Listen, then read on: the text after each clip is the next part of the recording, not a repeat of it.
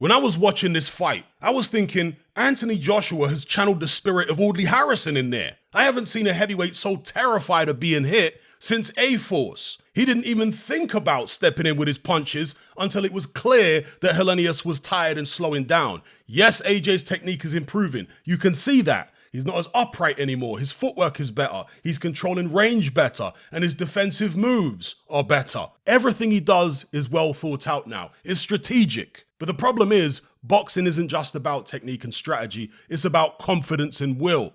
And if you don't have the confidence and will to match your technique, then you're just not going to cut it at the highest level in boxing, because you're going to encounter people who your technique alone cannot overcome. Again, Audley Harrison had good technique. He was well schooled and he had the physicality to go with it. He was a big, imposing man on the outside, but inside he was like Pee Wee Herman. Yes, AJ got the win against Helenius. He didn't gas out at all. And I know the fight was fought at a very slow pace, but Helenius did start to gas out, whereas AJ looked to have plenty left in the tank in the 7th round. I suspect that training he's been doing in the sweltering Dallas heat may have actually improved his stamina somewhat. And after watching the fight back a second time with the commentary turned off, I have to say that he won at least 4 of the 6 completed rounds against Helenius, and he got a big knockout at the end. And he did set it up quite intelligently, following Derek James's specific instructions. However, while he did do a good job of completely nullifying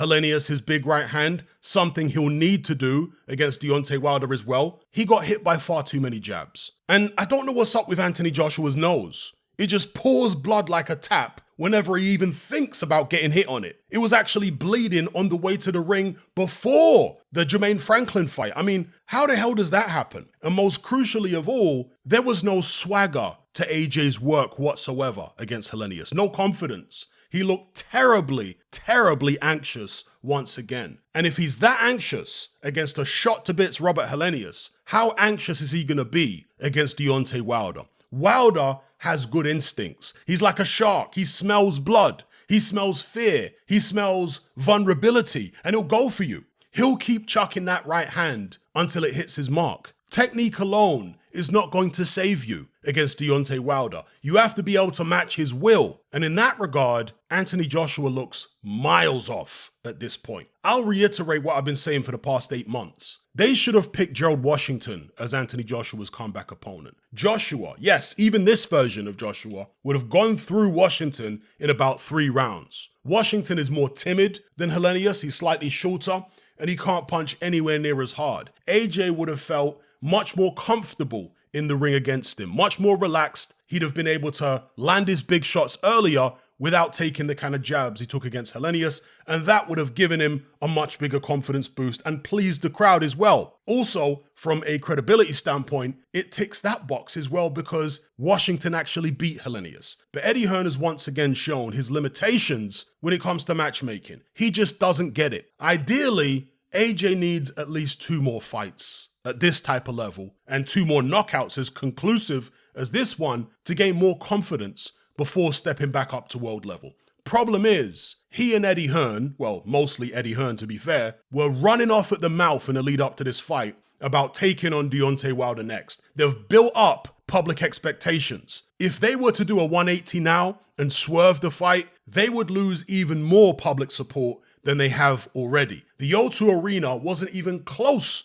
to being full. There were loads of empty seats. Don't let camera angles and trick lighting fool you. And AJ was booed loudly by his own fans during the fight. The next Anthony Joshua fight is going to be even more difficult to sell unless it's Deontay Wilder or Tyson Fury. If AJ and Eddie Hearn are going to swerve those fights for now and continue the rebuilding process, AJ needs to accept an even bigger pay cut next time than the one he had against Robert Helenius. Put it in a smaller venue and sell it for what it is. A run out, a confidence builder. Don't start trying to con the fans. You've seen what's happened to Tyson Fury's reputation after conning the fans over the Usyk fight. So be honest. Yes, you're going to make far less money in the short term, but it will work out better in the long run. Everything with Eddie Hearn seems like a smash and grab these days. It's opportunistic, short-term thinking at the expense of long-term success. Anyway, I'll cover where AJ goes next in a separate video, but to sum up, he showed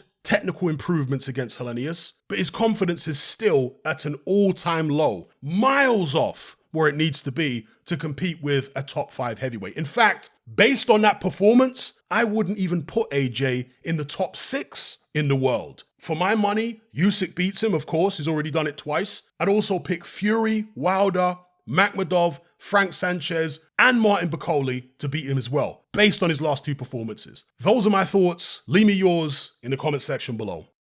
Are you sick and tired of the mainstream mindset?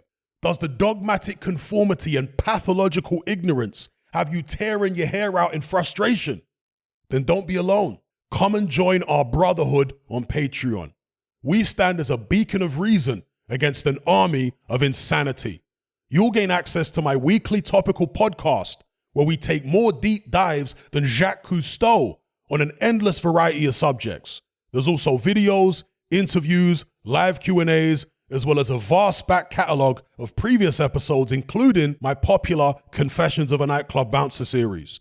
You can listen via the Patreon app or download in high-quality MP3. Connect with myself and hundreds of other members in our Element chat group. There's no contract, no commitment, you can cancel at any time, and it's cheaper than a Mickey D's McMuffin. Just head to my Patreon page via the link below this video and select the tier called the Brotherhood of Reason. I'll see you over there.